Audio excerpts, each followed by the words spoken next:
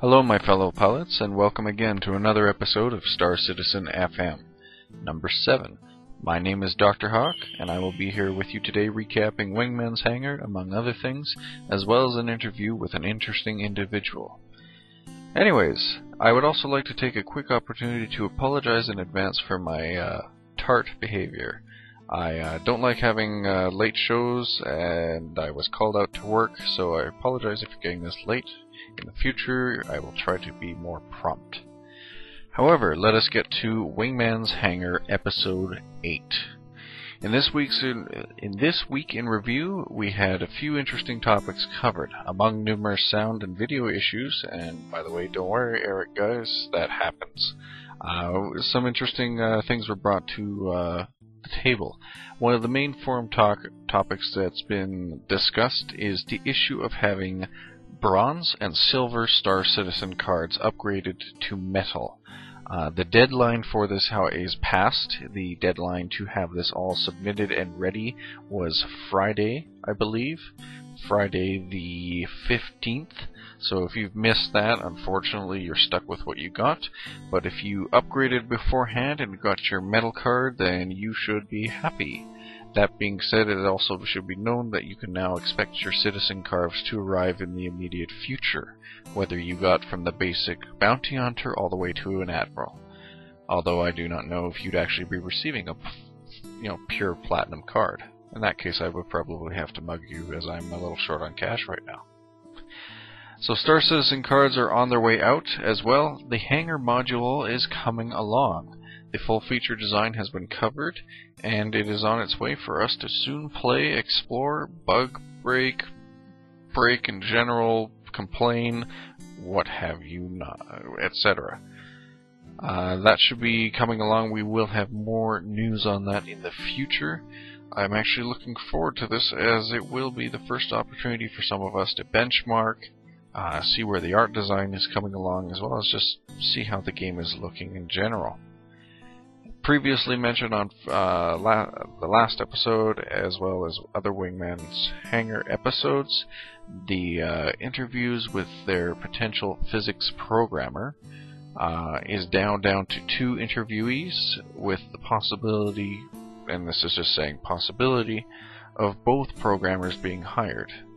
Having more programmers working on more of the game results in better game. There's nothing really I can word that would make that seem more interesting. Although, maybe we could work on projectile physics, I don't know. As well, they are also interviewing for senior and junior design positions. If you're a senior or junior design person, send in a resume to CGI headquarters with your resume, portfolio, and everything that you would need to acquire a job, as well as a happy attitude and a happy working ethic. And I'm pretty sure they could use you, provided you're not living on the other side of the planet. Although at the same time, if you took a round-trip flight, you could probably do it. I don't know, come on, live on the edge. As well, all we also got was meetings, more meetings, some meetings, and the possibility of more meetings. What this means for the fans, it means that they're talking about a lot of secret stuff that we're not allowed to know about.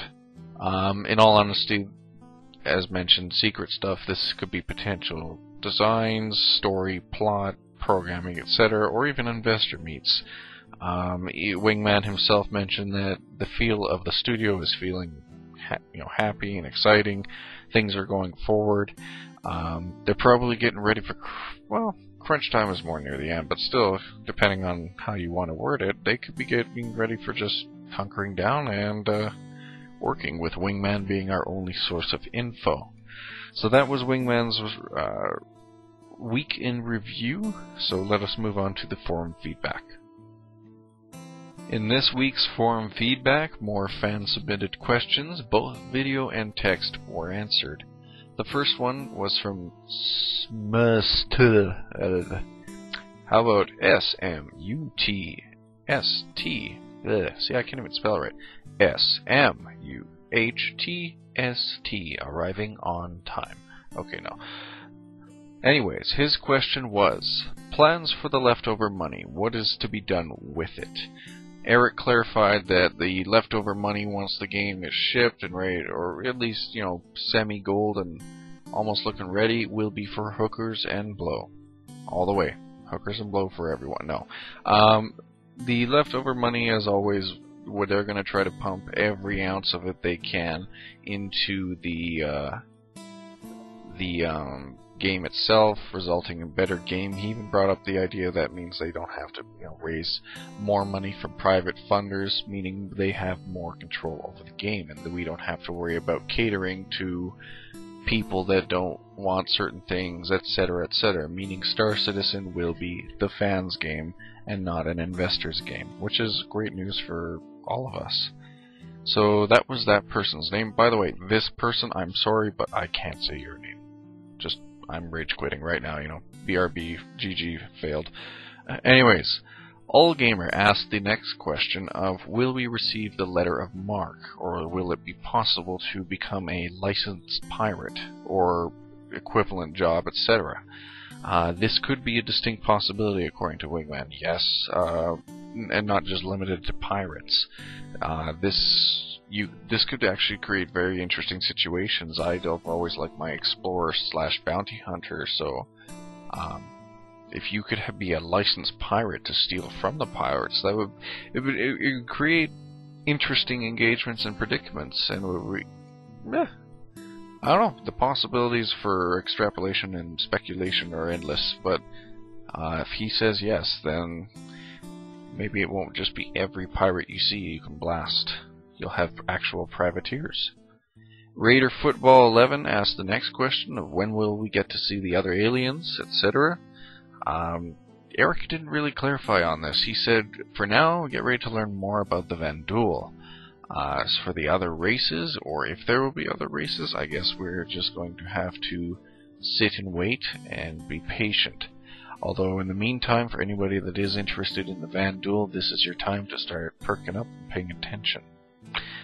Some other guy named Dr. Hawk asked a question, will weapon projectiles go as far as they can or disappear at a point? I think this guy's an idiot. I really don't know where he's coming from. Wingman responded that weapon projectiles, as to be expected with most games, will disappear at a certain point. Space in real life, they continue on forever and ever, but given the fact that they're working with an engine and that you can have an exponential amount of rounds in the environment at any given time, we'll just chug the engine. Although how they go about doing this to create an immersive experience would be interesting. And by the way, shout out to you, Eric. Thank you very much for the spotlight. That was pretty cool. I kind of did expect that answer, and as such, I have this retort.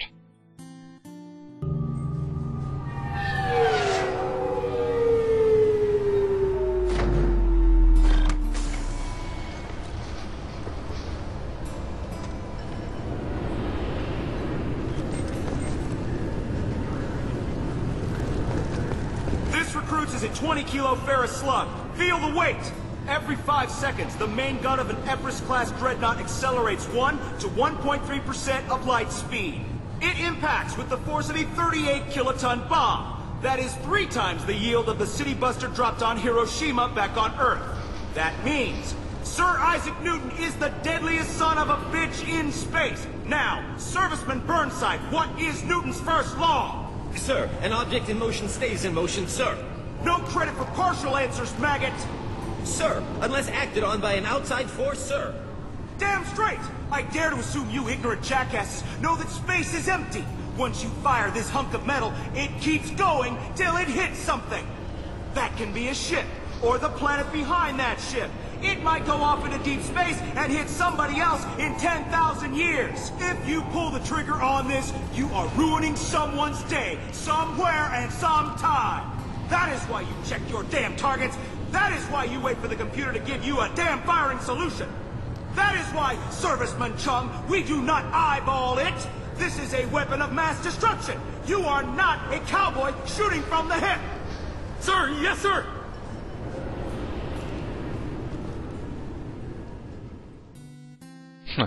That could pretty much just be their explanation as to why the rounds don't go on forever and ever. Last thing we want to do is hit a Vandal homeworld, do we?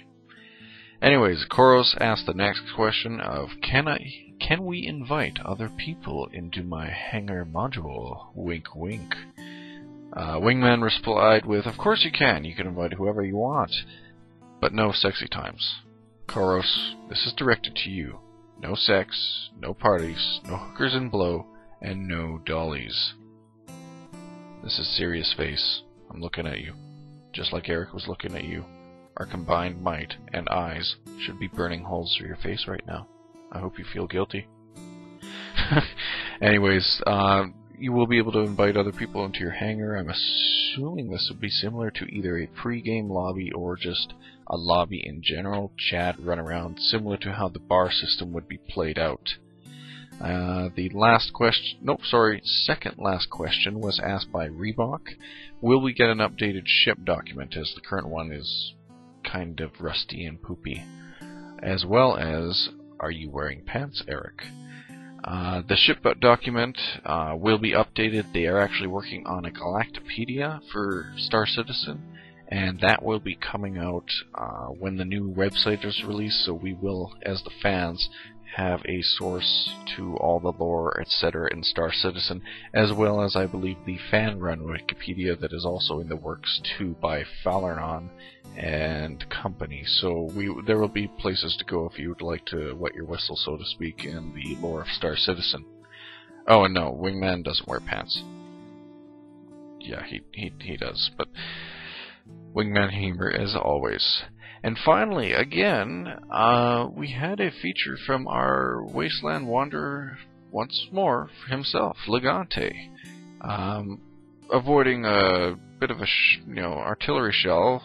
I don't really know what was happening in the video, but will there be customization for our weapons and characters? So for the pilots, actually themselves, not the ships.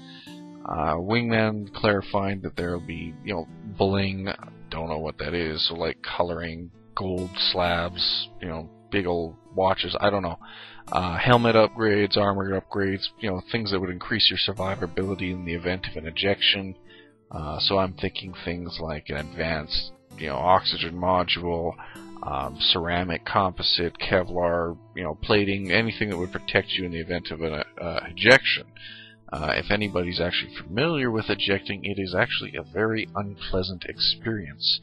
I can't remember where I read it. I'm trailing off here, but if you're interested, I believe that there is a maximum of only 7 ejections allowed for Air Force pilots due to the immense amount of strain that a pilot's spinal column is put under when they eject. And assuming that Star Citizen, they want to keep it semi-real, that kind of translates over into the whole death of a spaceman mechanic. You don't want your character suddenly stunting and walking around with a cane or that because you have the spinal column that's more curved than a dog's hind leg. So looking at maybe just the back support or whatever, they could really, go into this just to, preserve your character so you don't have to die, so to speak. It also was Logante's birthday on Friday, so next time you see Logante/Hot Rod, as his forum name is in the forums, wish the man a happy birthday, and maybe send him an extra air filter, Rad-X, maybe a few rounds of ammo. Never hurts. Gotta help those guys out, right? That was the forum feedback for the section of the show. Wingman also mentioned to any fans that have submitted videos and have not been featured, do not despair. Some questions can't be answered currently, as they aren't in a situation to really answer them and can't give a definite answer, and others just for lack of time had to be cataloged. So every video is being cataloged. Just because you see somebody twice doesn't mean that they'll be there again or whatnot. Everyone will have an opportunity to be seen. So keep sending your questions and keep getting creative. I'm even seeing creative responses from other people too. Keep doing that. Awesome work, community. High five.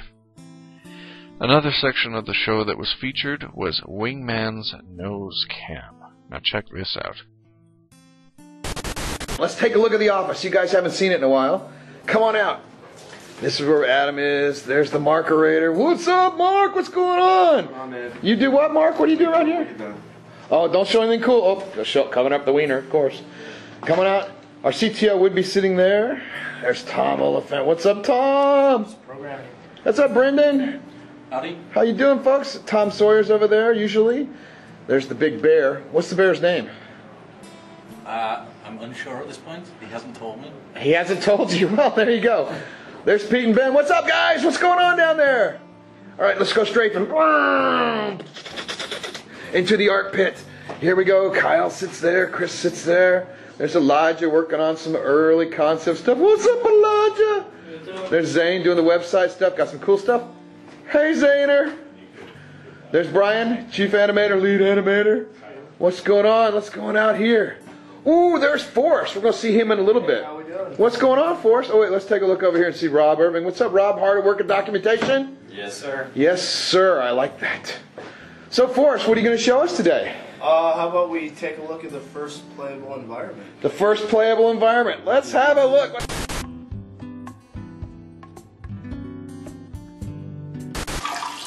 Oh.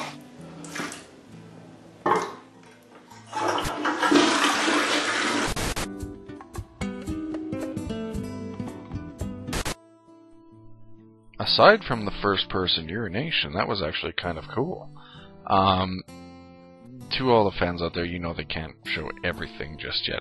It's very cool to see the office, but I don't think we'd be seeing any of the modules or anything right off the bat. In fact, I guarantee you a lot of the images there were already, they knew well ahead that he would be recording. So yeah, we're still being teased. We don't have anything definite, and we're still gonna have to wait, so tough shit for us. However, looking forward to more of this if they plan to do it, because, you know, come on. It's always fun to listen to Wingman pretend he's an aeroplane, because sometimes I like to do the same when I'm alone in the dark and have nothing to do. Awkward silence. In the Wide World News segment, two actually interesting features. Curiosity, the rover on Mars, a few days ago began its first core samples of Mars, as well as there is a 66 photo panorama of its location. These can be viewed publicly, and I think they're for anyone if they want on NASA's own homepage, as well as the NASA posts and tweets regular updates regarding Curiosity rover's progress. So if you wanted to check out if there's potential life in space, check that out. As far as I remember, I believe Curiosity is actually sitting in what used to be an old lake bed, if I remember correctly. As well, another interesting topic that needs to be covered. I'm also going to warn my viewers, you might want to turn down now, because I'm going to play this because it is awesome, it is loud, and it has an explosion. On Friday, this happened.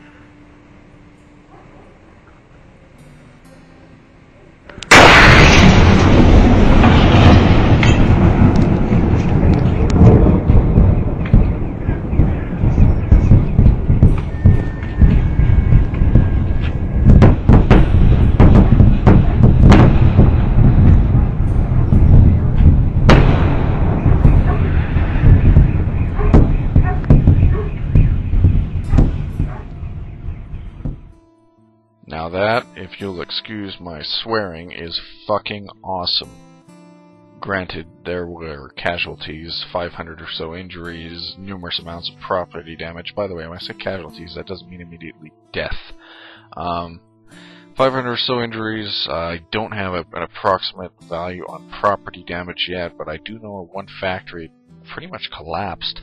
That sonic boom, the meteorite itself reached hypersonic velocity. I believe it came in at the atmosphere at 54,000 kilometers per hour. Although I saw a few American sites are reporting that is 54,000 miles per hour, which would use the metric system. It's so much easier, please. But yes, came in at about 54,000 kilometers an hour. It was a 7-ton rock as far as I know, and it is not actually common for rocks of this size to actually reach the atmosphere without breaking up a lot earlier. That sonic boom produced was heard for miles on end, broke windows everywhere, as I said, injuries. But that was the best damn firework you could have ever seen, and the fact that it was caught from so many different angles on so many dashboard cams that hopefully I'm playing right now, it was very interesting. You can check that out more. Ironically, this was covered as the more bigger asteroid. I think it was D12-13, the bigger rock that missed us by 12,000 miles, that would have detonated with the force of 48. Hiroshima-sized nukes was not covered so much, so priorities. Anyways, check those out. Curiosity and the meteorite. Very interesting news. And that was the worldwide news segment of Wingmans Hanger. As well, on the weather side of Star Citizen Universe, we actually had a slightly gassy nebula. Holy shit. Yeah, that we don't really have much more beyond that. Like I said before, I'm hoping they extrapolate on this a little more, and maybe we'll get to see some of the actual quote dynamic weather effects end quote in Star Citizen. It'd be really cool to see how they formulate their nebulas, maybe like ion storms, etc. As well as there were some more video and sound issues, but that happens. We all have issues every once in a while. Impotency is something that we can... Wait, we weren't talking about that. Another thing that was covered was the interview with Forrest Stefan, and I'm going to agree with that. Wingman is that this man is using 2 first names. He is their technical artist at CGI. The interview is on Wingmans Hanger if you would like to check it out. At the same time, he also during the interview had a little tidbit for Wingman. If you check out the video that should be playing right now, they now have a green screen. Wingman now has his own room in the carrier. This is actually kind of cool. It's good to see that the production is, getting along to the lines of, this level. It actually reminds me of the Angry Joe show. He does a similar thing. So, looking forward to more of this. It was mentioned that the green screen background could be a possible Easter egg, question mark. That would actually be really cool if you could find that location, find Wingmans Hanger in game. Looking forward to the potential of idea for that. I think the only other note, Forrest has a lot of tattoos. Some of them are black holes. if you watch the green screen, you'll get what I mean. There was some little errors, but it was very amusing nonetheless. Check out the interview. Very interesting individual, and thank you, Forrest, for the awesome green screen. Also, Michael Nightingale visited CGI. He brought more booze. They have more booze now to drink. That's not cheap stuff either. It's all the good stuff. Maybe if they're lucky, there's some innocent gun in there. Innocent gun beer. Alexander, okay, and I apologize if I pronounce your name wrong. Alexander Bujnitsky, I think, sent in something from the Popcorn Factory to them.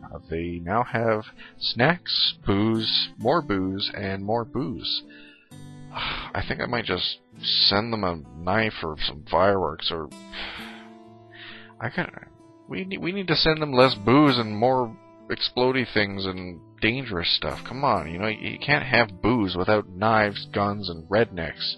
Come on, community, we have to get this right. We need to send a bunch of gasoline next time, okay? Gasoline, booze, and Bud Light. That's the most typical redneck scenario I can think of. Let's get on that. Finally, the closing segment I can think of, and that I have written down here, is that Zane will be the next update interviewee. He'll be giving updates on the website, as well as a new jump point that will be coming the subscribers' way. That about sums up everything for Wingmans Hanger number 6. I am now going to transition into an awesome interview with an awesome person. And now, ladies and gentlemen, as I promised before, I said I would have an interview with an interesting individual. You have seen his works before in some of Wingman's Hanger, as he has already had 2 questions, with the previous question also being on his birthday, I believe. Without further ado, I'd like to introduce you to the Wastelander himself, Logante. Hey, it's a pleasure to be here. This is Logante. So, Logante, as before, we've noticed that you have a very interesting predicament about you. You mind giving us the info on really who exactly we're talking to here? Well, this is the persona Logante. What type of question in particular were you curious about? Well, who are you in regards to the Star Citizen universe, your interest in the universe in general, and we can go maybe into the background later of yourself. But yeah, let's start with Star Citizen and who you are in the forums, the face that people recognize. Well, my username on the forum was actually RP the Hot Rod, but my character name is Logante. I've always thought that you should have a little fun with things, and CIG has given us a fantastic opportunity to be able to play along with them and really help develop our game by us being a community, and really gave us a lot of room to show our creativity as a community. So I just kind of want to have some fun, and when Eric, the Wingman, wanted some video suggestions or questions, I figured it'd be a great opportunity just to kind of have that little fun, because I'm not really doing it just for spotlight, because I'm not interested at all. I'm doing it to challenge the community that, hey, you guys have a great opportunity to do something cool. Here's an example, so I really want to see what others can do. So this next upcoming week, I'm probably going to back off and not do anything, because this is a chance for a lot of people to step up. I'm not interested in spotlight. I'm interested in this community being amazing. So that's my challenge to everyone out there. That sounds almost like manager speak to me. I hope not. Here's my challenge to you. Sorry, I used to work chain restaurant, and McDonald's included, so I was used to hearing those terms from managers. Gotcha. So no, you're not currently being attacked, or we're not going to have to worry about your any issues coming from them or anything. Oh well, when it comes to them, I love lore, I love story. I'm actually trying to write a book right now. It's not about the Logante scenario or anything, but when I was asking questions, I wanted to create a little mystery of what's going on. And as I do ask questions, which there will be more questions, I wanted to create my own little lore and story in the background that people listening would be able to try to piece together what's really going on. What I can say is that Logante is stationed on a fringe planet, on a planet that's not populated by a lot of people. It's just a military base, and there are some natives, I should say, that are on a planet that aren't happy with their presence. So as the questions continue, you'll get a little more and more and more of what's going on behind the scene and scenario around Logante's post at this outpost. Oh, I bet even the audience can tell now, even with the voice filter, you're a creative individual, and the endeavor and work that you put into it is not unnoticed. And the fact that you even mentioned, previously that you'd like to see the community show its creativity is very commendable. In fact, that's something I think I've mentioned myself before, is that, this is an amazing community. I'm not seeing explicative words ahead, bitch, faggot, nigger, whatever, thrown around here and everywhere. We have a very mature group with some occasional issues, but people are being pretty awesome. And if we can... Agree. I'm really impressed with the community, actually. So 5 stars to all you guys out there. Keep it up. This is good. So, given the fact that you've pretty much attained a lot of interest from your videos to begin with, the suit in general is very impressive. You know, maybe give us a quick rundown on that, because you know most cosplay I've ever done is maybe a cardboard box on my head, and that's about it. Well, I work an office job, and that means typically people expect you to be quite boring. However, I'm a firm believer in shaking things up. My motto is smile. It confuses people. So, it's true. I actually had that posted on a sticky note on my computer for years at my old job. And when I got a new job, my boss sent a picture of him holding that sticky note and texted it to me. So, but you gotta shake things up, make things interesting. And a few years ago, I was like, you know what? I never do anything for Halloween. I don't. You know, it just comes and goes, comes and goes. Although it's one of my favorite holidays because that's just so much creativity comes out. So I was like, you know what? I love the wasteland survival type scenarios on the post-apocalyptic surviving and zombies. I love that kind of stuff. It's like, I want to do something interesting. So I tried to scavenge as much as I could because I wanted the suit to look like it was scavenged. I wanted to make it look like very makeshift, very worn out. So everything in the suit, my father and I actually went out and gathered materials. A little trivia, part of the helmet that holds up the antenna is the soda machine part. My nice. paint on the back is actually painted in a way that makes it look metal, but it's actually a plastic pull-up part. You know, I did everything I could to make it just look as scavenged as possible, because when you do that, it looks like someone's really desperate. They're trying to survive, and that's exactly what I wanted to do. I had 2 friends that used to RP. Well, they still do RP as Jedi. They like that, you know, that religious belief of Jedi. But they did the same when they built their lightsabers.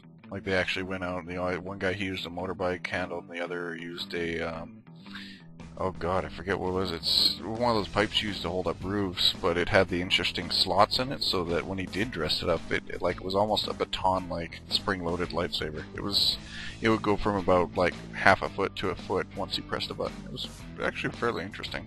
Fantastic. I mean, when you try to do things yourself, you can really be creative. If you try to buy things out of the box online, you're very limited to what you can do. There's really not a lot of creativity. So yeah, if you do things yourself, it's a lot of stuff you can do. And I guess the same thing transitions over, sorry to cut you off, but the same thing transitions over to the community and what you were trying to say here, you know. You want people to do the same thing here. Like even, I've seen some people using Go Animate, and while I will say right off the bat I don't like that program, I give commendation to the people that have, because it shows they're trying. You know, if you arm wrestle a guy that's, you know, 10 times stronger and you lose, you didn't lose, you tried, when everybody else wouldn't. Yeah, there's no harm in trying, whether you pass or fail. I think the point is to go out there and do something. Prime example, I believe that the last Wingmans Hanger, the animation of Wingman in that suit, I believe that was community made. That's exactly. Oh yeah, I saw that. That was pretty great. Do that. Do more. I mean, we're in this together. The CIG, guys making the games, and us as a community. Indeed.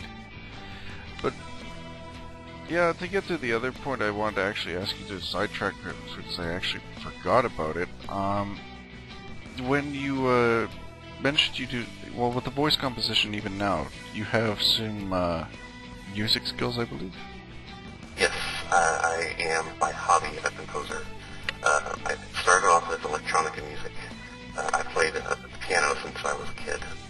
But I was doing electronica now. For a while, I was doing horror music for video games, ambience, and stuff like that. And currently, I am working on doing video game orchestral music. And as a matter of fact, I'm actually working on a song that's themed after Star Citizen.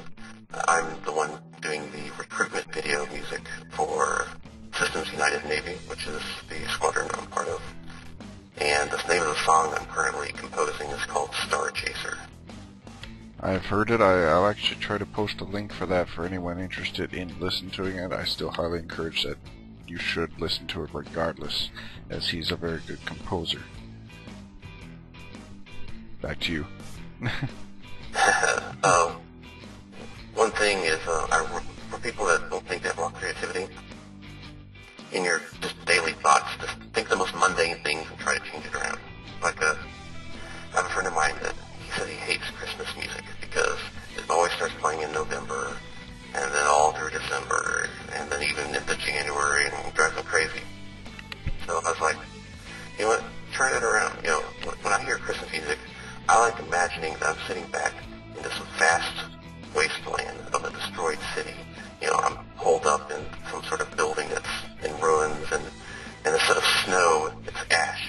And somewhere off in the distance, you can't tell where it is because it's echoing throughout the wasteland. You hear this Christmas music somewhere off in the wasteland. It's, I know it sounds silly and crazy perhaps, but when you can turn mundane things into something really interesting and creative, it really allows you to expand your imagination. So I have to ask, and just to clarify for the audience too, what are your inspirations for the Wasteland? Is it Fallout, Stalker, Metro 2033? There's a lot of great Wasteland survival there. I've only mentioned 3, but those are pretty much my prime favorite. What are your inspirations when you think of Wasteland? Because you seem to be a big fan of it, the concept in general. Yeah, that's true, and those games are fantastic. I think I started jumping on the whole idea of post-apocalyptic scenarios playing the original Fallout, and that's when I was a kid. And I just love the whole idea. I mean, right now, the world is such a small place, you know, we know everything. There's nothing left to explore, it feels like, you know. But when it comes to... There's space. Space. But when it comes to something happening, you know, globally, it would come down to, it retracts from the whole big government setting where everybody knows everything. It goes back down to, you know, survival skills and small communities. It would be these small communities supporting each other and living and surviving. And the thought of going back to more simpler times where it's about surviving and supporting each other in small groups, I just think that's an interesting way of thought of like how life would be. So when it came to these games such as Fallout 1, 2, and 3, you know, Stalker, Metro, that's a fantastic one, I love it. You know, it matches with that. It's like, how would it be? You know, it's very interesting to think that way. So are you hoping maybe that Star Citizen will have some sort of post-apocalyptic or similar themes for yourself? I am hoping that there might be some planets out there. I mean, it's very sci-fi, and I'm totally psyched for Star Chaser. It's okay. But I think we might find some planets that are stuck in that situation. You know, maybe they're not as spacefaring as the rest of the universe. Or maybe we'll come across some scenarios where, like the Firefly, for example, or Serenity Firefly, love it. It's not spacey, it's very realistic, it's very plausible. It's dirty, gritty, people surviving, even in space. Like, that is it's one of my all-time favorite movies because not only is it post-apocalyptic survival type of thing, and it's real, it's plausible. I mean, I love Star Wars, but it's not pew-pew special effects, pew-pew laser beams everywhere. You've got a revolver, you know. Are we thinking Firefly with Nathan Fillion? Yes. Okay, just checking. Because I think if you're talking about the movie, that was Serenity. Yeah, that's why I said Firefly / Serenity. Sorry, I didn't pick that up. Continue. Firefly was the TV series, Serenity being the movie. I watched both of them, brown coat all the way. Yeah, it's great. But that's my preferred type of scenario. I would love to see that in Star Citizen. Yeah, I even think your comment, I think, was in the first video, was quite golden, given the fact if adventurers or explorers would have undue damage to their body due to exploring it, both for good and bad consequences. I remember making the comment saying, oh, yeah, if you could be irradiated and people would know you're an explorer, although maybe they might want to avoid you lest you explode or something. It's a dangerous world out there, or they're dangerous universe, I should say. And I would love us to have to be held accountable for living in this type of environment.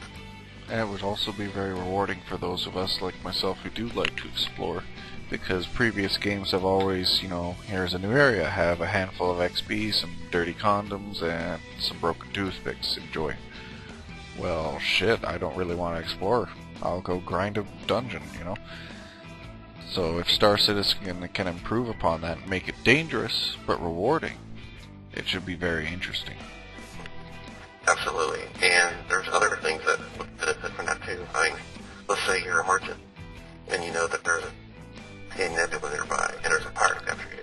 I mean, you have nothing to lose at this merchant. You are about to die. So do you go into nebula and risk your health a little bit? Because the pirate has nothing to, he doesn't have anything to lose in this type of scenario. You're like, if I go follow him, I'm going to hurt myself. Screw it. I'm just going to go my merry way. He can have it, the nebula.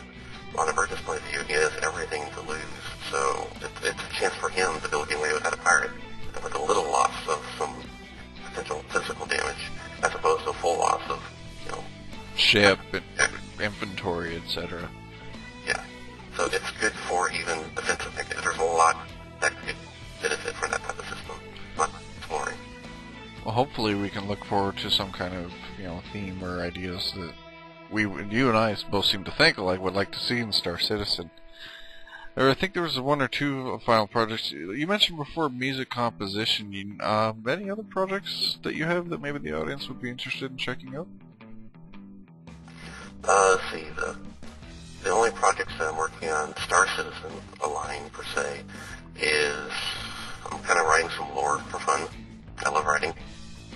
I'm also composing that music I was talking about. And I am trying to push a idea to CIG concerning how to create dynamic content in the game to fill in the gap between major development cycles. That's still underway, so I can't talk too much about it. But long story short, to help fill in those dead zones in between updates. That's the point of the project I'm trying to work on, and I'm trying to put together the documentation for it. It's no guarantee they'll even take it, but hey, it's fun to put together. Like I said, we're a community. This is our chance to stand up and provide feedback and stuff. So do it. If they don't accept it, oh well, you tried. What if you can try? What if you do come up with a great idea that becomes part of Star Citizen? So yes, I totally encourage everybody that this is your chance. You got 2 years or less, actually, so do it now. And each and every one of you should learn from this man's mentality.